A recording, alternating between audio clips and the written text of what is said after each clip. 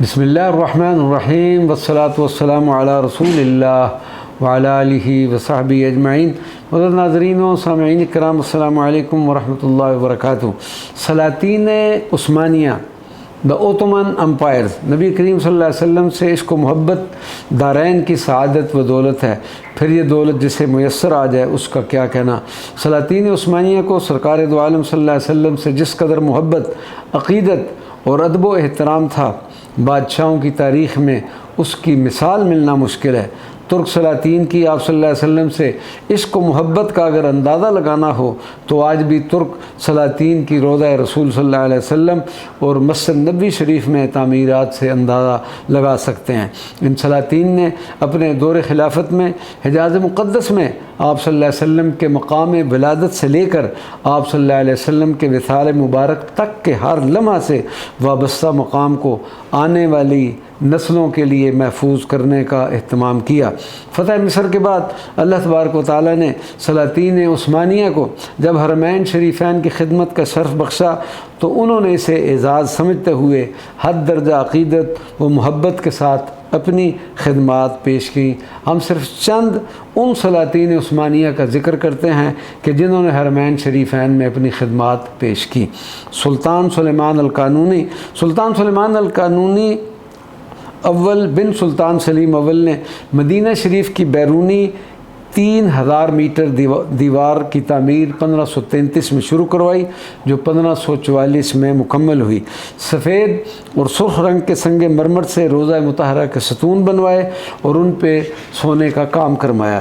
سلطان سلیم ثانی نے 980 ہجری میں حجرہ نبویہ صلی اللہ علیہ وسلم پر ایک نہایت خوبصورت گنبد تعمیر کروا کر اس پر طلائی گلکاری کروائی اور چھوٹے چھوٹے پتھر لگا کر اس کی خوبصورتی میں مزید اضافہ کروایا۔ سلطان مراد ثالث بن سلطان سلیم ثانی نے 998 ہجری میں سنگ مرمر کا ایک 12 زینوں والا انتہائی خوبصورت منبر مسجد نبوی شریف کے لیے بنا کر ارسال کیا۔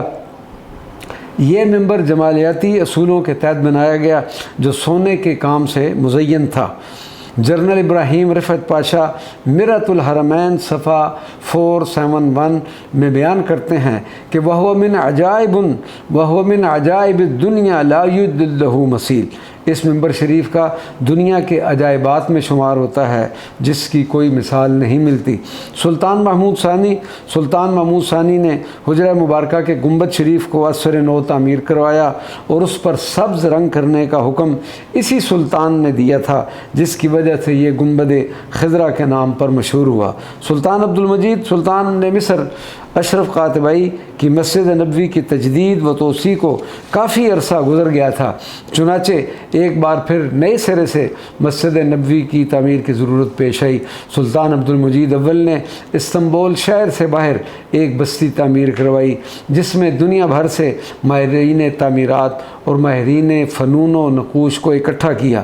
سلطان وقت خود اس بستی میں تشریف لائے اور ان تمام ماہرین کو اپنے مستقبل کے منصوبے سے آگاہ کیا کہ وہ مدینہ منورہ میں مسجد نبوی کی تعمیر کا ارادہ رکھتے ہیں، اس لیے ہر ہنر مند اپنے بچے کو پورا فن سکھائے اور ساتھ ساتھ قرآن پاک بھی حفظ کرائے۔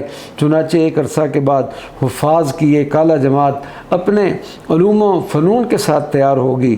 پھر یہ حفاظ و عاشقان رسول صلی اللہ علیہ وسلم کی جماعت مطلوبہ ساز و سامان کے ساتھ مدینہ منورہ روانہ ہوئی اور مدینہ منورہ سے باہر میل باہر ایک بستی میں قیام پذیر ہوئے تاکہ تعمیرات کا شور و غل حرم نبوی میں نہ پہنچے۔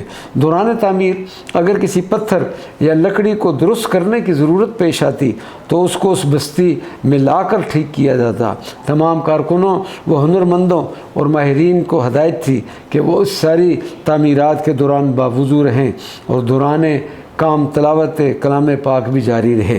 اس عاشقانہ تعمیر میں ترکوں کے جذبہ ایمانی اور عشق و محبت کی جھلک کے علاوہ آج بھی یہ تعمیر اہل ایمان کے دلوں کو ایسا سکون عطا کرتی ہے کہ جس کا بیان الفاظ میں ناممکن ہے۔ تعمیر کے بعد یہ ساری عمارت مجیدیہ کے نام سے مشہور ہوئی، اور اس کے ایک دروازے کا نام سلطان کے نام پر باب مجیدی رکھا گیا۔ باب السلام اور باب رحمت کے دروازے ابھی تک اسی سلطان کی یاد دلاتے ہیں۔ اللہ تبارک و تعالیٰ اس سلطان کے اخروی درجات میں مزید اضافہ فرمائے۔ اس عظیم سلطان کا مقبرہ علاقہ چارشنبہ میں مقبرہ سلطان سلیم اول کے قریب واقع ہے۔ مقبرہ میں 4 قبور ہیں، ایک سلطان عبد المجید اول کی، ایک ان کی زوجہ کی اور 2 بچوں کی قبور ہے۔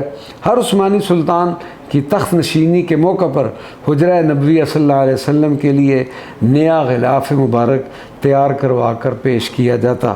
سلطنت عثمانیہ کی طوالت کا اصل راز بھی ان سلاطین کی رسول اللہ صلی اللہ علیہ وسلم سے عشق و محبت، مکہ مکرمہ اور مدینہ منورہ سے انتہا درجہ عقیدت اور اولیاء کرام سے نسبت و تعلق تھا۔ اللہ تبارک و تعالی ہمیں بھی ایسی نسبتیں اور تعلق نصیب فرمائے۔ وما علینا الا البلاغ المبین۔